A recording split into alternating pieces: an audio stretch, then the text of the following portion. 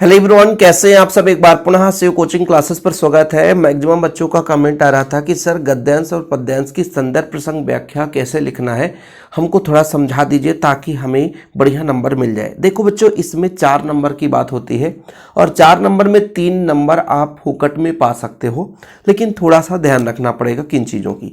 जैसे बच्चों आप लोगों के लिए आ गया गद्यांश, तो गद्यांश में 4 पॉइंट कौन कौन सा होता है। पहला तो आप लोगों को लिखना पड़ता है बच्चों संदर्भ। क्या? संदर्भ। दूसरे नंबर पे बच्चों आप लोगों को लिखना पड़ता है प्रसंग। ठीक है। तीसरे नंबर पे प्यारे बच्चों आप लोग लिखोगे व्याख्या। ठीक है। और चौथे नंबर पे यदि हम गद्यांश की बात करते हैं बच्चों तो लिखोगे विशेष। इन सब में एक एक नंबर मिलता है, ध्यान रखना। इन सब में कितने कितने नंबर बच्चों? इन सब में एक एक नंबर मिलेगा और टोटल 4 नंबर आपको मिल जाएंगे। ओके। जब हम पद्यांश की बात करते हैं प्यारे बच्चों, जब हम पद्यांश में पहुंचते हैं तो पद्यांश में भी पहले नंबर पे आपको लिखना है संदर्भ। ठीक। फिर दूसरे नंबर में प्यारे बच्चों आपको क्या लिखना है? प्रसंग। ठीक। फिर प्यारे बच्चों यहां पर लिखना है आपको व्याख्या। यहां पे तीसरे नंबर पर व्याख्या लिखोगे तो भी चल जाएगा। और ये जो 4 नंबर है बच्चों, तो यहां पर आप लिखोगे काव्य सौंदर्य। ठीक, काव्य सौंदर्य। ठीक है, ये चीज क्लियर। अब जब हम संदर्भ की बात करते हैं, देखना एक एक पॉइंट आप लोग समझिएगा। प्रसंग जो होता है प्यारे बच्चों, जैसे आप गद्यांश में किसके बारे में थोड़ा बहुत वर्णन किया गया, यदि थोड़ा भी जानकारी है तो उससे रिलेटेड रहेगा, है ना। संदर्भ जो रहेगा पूरा का पूरा बच्चों आप लोगों को याद रहना चाहिए, है ना, किस कविता से लिया गया है और उसके कवि कौन है। जैसे अभी फिलहाल यदि मैं बात करूं कि प्यारे बच्चों, जैसे हरिवंश राय बच्चन ने आत्मपरिचय एक गीत लिखा, आलोक धनबा का पतंग है, कुंवर नारायण। तो ये मैंने आज नहीं, जब हिंदी का क्लास शुरू किया तभी से बताया कि प्यारे बच्चों आप लोगों को यदि 12th का संदर्भ प्रसंग व्याख्या और ऑब्जेक्टिव पक्का कहीं ना कहीं से 2-3 नंबर का क्वेश्चन बन जाता है कि आत्मपरिचय के कवि कौन है, कवितावली किसने लिखा, रुबैया किसकी रचना है, छोटा मेरा खेत किसकी रचना है। तो ये क्वेश्चन बनते ही बनता है। तो 1 नंबर तो बच्चों आप लोगों को ऑब्जेक्टिव क्वेश्चन आना है और दूसरा 1 नंबर संदर्भ यहां से बन जाता है। जैसे हम बात करें कि आत्मपरिचय से कोई कविता ले लिया गया और पूछ दिया आपसे, तो आप लिखोगे कि प्रस्तुत गद्यांश, यानी जो प्रस्तुत है मतलब दिया गया गद्यांश है आरोह भाग 2 के आत्मपरिचय कविता से लिया गया है, जिसके कवि हरिवंश राय बच्चन जी हैं। ठीक है बच्चों। जैसे मान लीजिए बादल राग कविता से लिया गया, तो प्रस्तुत पद्यांश, पद्य है ना, तो पद्यांश, प्रस्तुत पद्यांश हमारी पाठ्य पुस्तक आरोह भाग 2 के बादल राग कविता से लिया गया, जिसके कवि सूर्यकांत त्रिपाठी नाला जी हैं। ठीक है। अब प्यारे बच्चों यदि गद्यांश आ जाता है, गद्यांश में तो ज्यादा कुछ है नहीं, केवल 5 ही है ना, 5 ही है बच्चों, 6 है टोटल। तो 6 में आसानी से आप लोग याद कर सकते हो। और ये जो गद्यांश है इसका हमें प्रसंग भी आसानी से समझ में आ जाता है। जैसे बच्चों आपकी बाजार दर्शन से आ गया, तो आप क्या लिखोगे? प्रस्तुत गद्यांश हमारी पाठ्य पुस्तक आरोह भाग 2 गद्य खंड के, है ना, पाठ काले मेघा पानी दे से लिया गया है। पाठ लिख देना इसमें, ठीक है, जिसके लेखक धर्मवीर भारती है। यहां पे लेखक लिखोगे, कविता में कवि लिखोगे बच्चों, गद्य खंड में लेखक लिखोगे। थोड़ा समझना कि प्रस्तुत गद्यांश यानी जो दिया गया गद्यांश है हमारी पाठ्य पुस्तक आरोह भाग 2 के गद्य खंड के काले मेघा पानी दे पाठ से लिया गया है या भाग 3 पाठ से लिया गया है, जिसके कवित्री महादेवी वर्मा है। ठीक है, या लेखिका महादेवी वर्मा है। कवित्री मत लिखना, लेखिका लिखना, लेखक है तो लेखक लिखना, क्योंकि गद्यांश में लेखक और बच्चों पद्यांश में आप लोगों को कवि लिखना है, क्योंकि भाई नंबर बराबर लाना है ना, तो ये चीज आप लोगों को समझना पड़ेगा बच्चों। तो ये चीज क्लियर है। संदर्भ आपको कहां से मिलेगा? संदर्भ आपको बच्चों इतना याद करना ही पड़ेगा कि कैमरे में बंदा पाहिज के कवि कौन है? रघुवीर सहाय। ऊषा के कवि कौन है? शमशेर बहादुर सिंह। तब तो पता हो पाएगा कि हमें क्या लिखना है। ठीक है। अब जैसे बात करता हूं कि प्रसंग कैसे लिखेंगे, प्रसंग कैसे लिखेंगे, तो कोई भी आप लोग जैसे यहां पे ही आप लोग थोड़ा सा पढ़ो। ठीक है। जैसे यहां पे शिरीष के फूल के बारे में देखो, शिरीष के फूलों की कोमलता देकर परवर्ती कवियों ने समझा कि उन सब कुछ कोमल है, यह फूल है उसके फल इतने मजबूत होते हैं कि नए फूलों से निकल आने पर भी स्थान नहीं छोड़ते जब तक वो नए फल मिलकर, है ना, धकिया कर उन्हें बाहर नहीं कर देते, तब वो डटे रहते हैं। बसंत के आगमन के समय सारी वनस्थली पुष्प पत्र मर्मित होती रहती है और सीरीज के पुराने फल पूरी तरह से खड़खड़ाते रहते हैं। अब देखो बच्चों, मतलब यहाँ पे सीरीज का फूल, और माइंड में आ गया कि सीरीज का फूल जो है वो विषम परिस्थिति में, है ना, फूलता है। तो प्यारे बच्चों, यहाँ पर आप लोग कैसे लिखोगे कि प्रस्तुत गद्यांश में कवि ने मानव जीवन को, जैसे मानव जीवन के सीरीज के फूल से तुलना किया है कि जिस तरीके से सीरीज का फूल विषम परिस्थिति में अव्वल होता है ना, लहलहाता रहता है, उसी तरीके से मानव जीवन भी लहलहाता रहे। अब इतना लंबा चौड़ा सर नहीं लिख पाएंगे, है ना, तो यहां पर आप लोग लिखोगे कि प्रस्तुत पद्यांश, अपने गद्यांश है ना बच्चों, तो प्रस्तुत गद्यांश में कवि के द्वारा सीरीज की फूल के विषम परिस्थितियों की तुलना मानव जीवन से की है। इतना तो लिख सकते हो ना, है ना, या कि आप लोग ऐसा भी लिख सकते हो कि प्रस्तुत गद्यांश में कवि ने मानव जीवन की, है ना, एक प्रकार से विषम परिस्थितियों को सीरीज के फूल से तुलना करते हुए, है ना, वर्णन किया गया है। इतना आसानी से नंबर मिलते हैं संदर्भ में, कोई भी टीचर आपका नंबर नहीं काटता है, बस बशर्ते उससे आधारित आपका होना चाहिए। जैसे रात में विभीषिका को सिर्फ पहलवान की ढोलक, ये पहलवान की ढोलक से संबंधित है। तो प्रस्तुत गद्यांश में, गद्य बच्चों, तो प्रस्तुत गद्यांश में लेखक के द्वारा ढोला की आवाज से, है ना, लोगों के मन में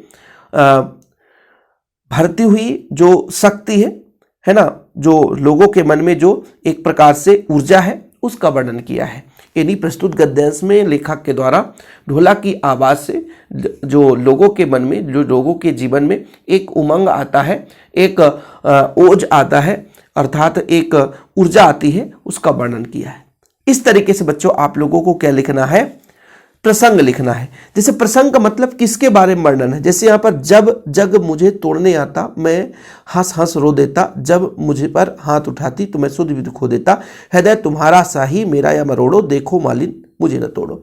यहाँ पर मतलब क्या बोला, जब जग मुझे तोड़ने आता, पुष्प के बारे में वर्णन किया गया है। तो प्रस्तुत पद्यांश में पुष्प पर, है ना, जो हो रहे परेशानी है, पुष्प के जीवन में जो घटना है, पुष्प पर जो एक प्रकार से विषम परिस्थिति है, उसका वर्णन किया है ना, कि किस तरीके से पुष्प के साथ कोई तोड़ने आता है, हंसता है, रो देता है, फिर हाथ उठाती सुध बुध खो देता है, हैदा सा मेरा यो ना मरोड़ो, देखो मालिन मुझे न तोड़ो। तो मतलब प्रस्तुत पद्यांश में कवि के द्वारा, है ना, जब मालिन फूल तोड़ने जाती है तो पुष्प जो है अपने विचार व्यक्त करता है, उसका वर्णन किया है ना। इस तरीके से बच्चों अपने भाषा में लिखना है, ठीक है, तो आप लोगों को नंबर बढ़िया मिल जाएगा। कहने का तात्पर्य यहाँ पर जैसे भाई संदर्भ प्रसंग व्याख्या, मैं सिर्फ यहाँ पर प्रसंग की बात कर रहा हूँ, प्रसंग कैसे लिखना है, रटना नहीं, प्रसंग कोई रटता नहीं है, प्रसंग किसी भी बात में आपको रटना नहीं है। जैसे यहाँ पर देखो, सारी मुश्किल को धैर्य से समझे बिना मैं पेज खोलने की बजाय उसी तरह से कसता चला गया। मतलब यहां पर किसकी बात की जा रही है कि बात को मैं और पेचीदा बना दिया। तो प्रस्तुत पद्यांश में कवि ने पेज का उदाहरण देते हुए बताया कि बात को सुंदर बनाते बनाते और वो पेचीदा हो गया, इस चीज का वर्णन किया है। समझ में आया? जैसे यहां पर देखो, आप लोगों को कई एग्जाम्पल्स क्यों दे रहा हूं। तिरती है समीर सागर पर अस्थिर, सुख दुख की छाया जग में दग्ध हृदय पर, निर्दय विप्लव का प्लावित माया, यह तेरी रण तरी भरी आकांक्षाओं, घन भेरी गर्जन में सजग सुप्त अंकुर, उस पृथ्वी आशाओं में नवजीवन की ऊंचा सिर, ताक गिरे विप्लव के बादल। अब ये विप्लव का बादल है ना, और विप्लव के बादल से आप लोग चैप्टर में पढ़ते हो कि क्रांति का आवाहन होता है। तो प्रस्तुत पद्यांश में कवि ने, प्रस्तुत पंक्तियों में कवि ने बादल ने विप्लव के वीर को एक क्रांति का प्रतीक बताया है।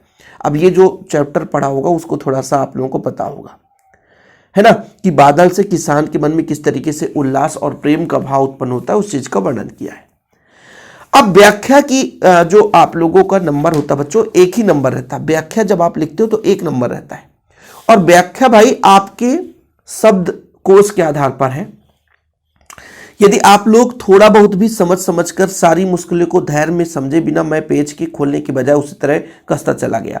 यहाँ पर प्रस्तुत पद्यांश में कवि कहना चाहता है कि चक्रव्यूह मतलब जो भाषा की कठिनाई है ना, उसको धैर्य से समझना चाहिए, साहस पूर्ण निर्णय लेना चाहिए। मैं पेज के खोलने के बजाय मैं उस शब्दावली को आसानी से समझाने के बजाय है ना उसको और पेचीदा बनाता गया, कसता चला गया, मतलब कठिन भाषाओं का, क्लिष्ट भाषाओं का प्रयोग करता चला गया, क्योंकि इस तब तक मुझे साफ सुनाई दे रही थी। मैं जब ये कर रहा था, भाषाओं की गहराइयों पर जा रहा था, तो मुझे थोड़ा बहुत आभास हो रहा था कि भाषा टेढ़ा मेढ़ा और है ना उल्टा पुल्टा हो रहा है, लेकिन फिर भी बात ना सुनाई देते हुए उसको आगे बढ़ता गया। और भाई मैं सोचा मैं कि इन चीज़ों को लिखने से मुझे शाबाशी मिलेगी, वाहवाही मिलेगी, लेकिन फिर भी बात पेचीदा होती गई और बिना सोचे समझे इतना क्लिष्ट कर दिया कि भाषा कठिन हो गया, फंस गया।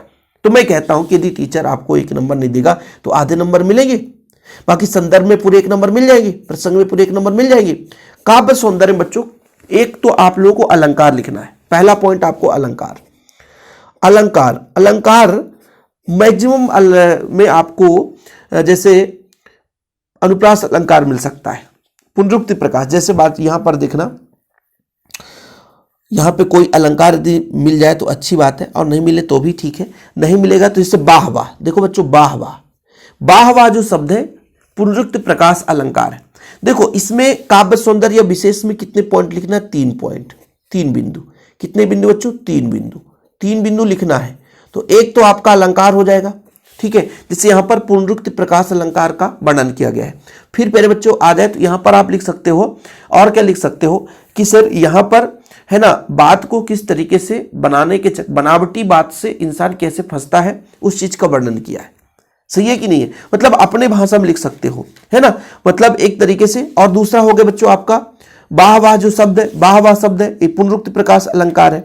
साथ में यदि आप लोग समझ में नहीं आए तो तीसरे पॉइंट पे लिख देना, है ना, मतलब एक प्रकार से बच्चों ऐसा लिख दो कि लोकप्रिय उर्दू शब्दों का प्रयोग है, संस्कृत शब्दों का सुंदर प्रयोग है। ठीक है, बस ऐसे लिख देना बच्चों। 3 पॉइंट लिखना है। जैसे इसमें कोई अलंकार समझ में आता है, तीर्थी है, समीर सागर, सा है, लेकिन बच्चों सा जैसे मान लीजिए और भी अनुप्रास अलंकार में वही शब्द आना चाहिए। ठीक है, जैसे सा है तो अनुप्रास अलंकार आप लिख देना। ठीक है, सा दिख रहा है ना, सा तो अनुप्रास अलंकार लिख सकते हो आप लोग।